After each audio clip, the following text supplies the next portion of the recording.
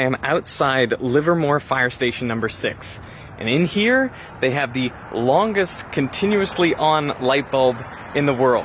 It has been on for 120 years, since 1901. There it is, huh? It's not even connected to a light switch, but it does have a backup battery and generator. So the big question is, how has this light bulb lasted so long?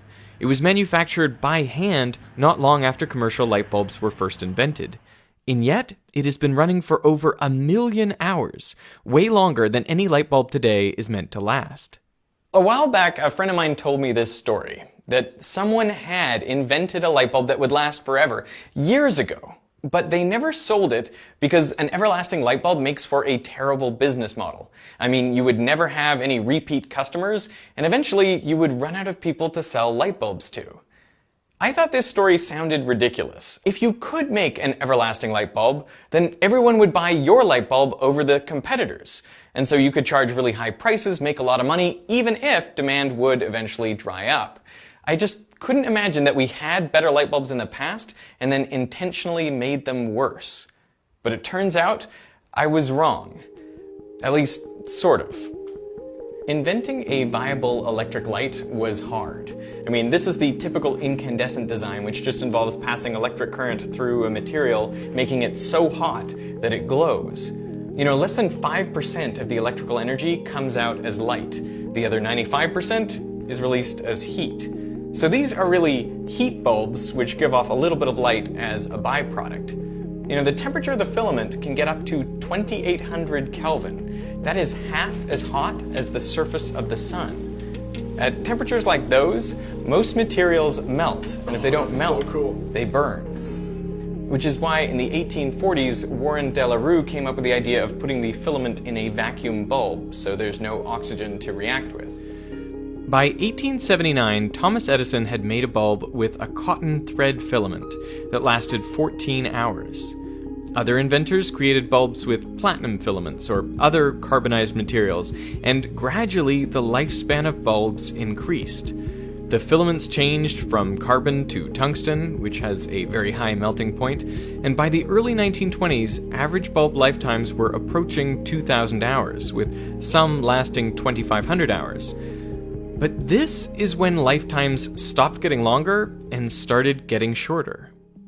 In Geneva, Switzerland, just before Christmas 1924, there was a secret meeting of top executives from the world's leading light bulb companies. Philips, International General Electric, Tokyo Electric, Osram from Germany, and the UK's Associated Electric, among others. They formed what became known as the Phoebus Cartel, named after Phoebus, the Greek god of light. There, all these companies agreed to work together to help each other by controlling the world's supply of light bulbs. The biggest threat they all faced was from longer-lasting light bulbs. For example, in 1923, Osram sold 63 million light bulbs, but the following year, they sold only 28 million. Light bulbs were lasting too long, eating into sales. So all the companies in the cartel agreed to reduce the lifespan of their bulbs to 1,000 hours, cutting the existing average almost in half. But how could each company ensure that the other companies would actually follow the rules and make shorter lasting light bulbs? After all, it would be in each of their individual interests to make a better product to outsell the others. Well, to enforce the 1,000-hour limit, each of the manufacturers had to send in sample bulbs from their factories, and they were tested on big test stands like this one. If a bulb lasted significantly longer than 1,000 hours, well, then the company was fined.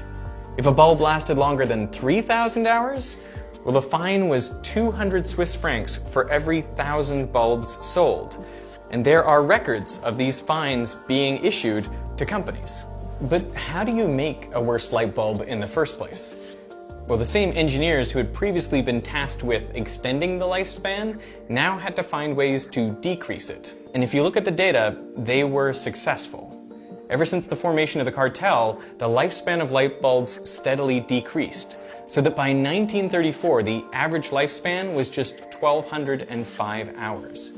And just as they had planned, sales increased for cartel members by 25% in the 4 years after 1926. And even though the cost of components came down, the cartel kept prices virtually unchanged, so they increased their profit margins. So, did people know that the light bulb companies were conspiring together to make their products worse? No. The Phoebus cartel claimed that its purpose was to increase standardization and efficiency of light bulbs. I mean, they did establish this screw thread as standard. You can find it on virtually all light bulbs around the world now. But all evidence points to the cartels being motivated by profits and increased sales, not by what was best for consumers. So, one of the reasons this light bulb has lasted so long is because it was made before the cartel era. Another reason is because the filament has always been run at low power, just 4 or 5 watts. It was meant to be a night light for the fire station, to provide just enough light so that firemen wouldn't run into things at night.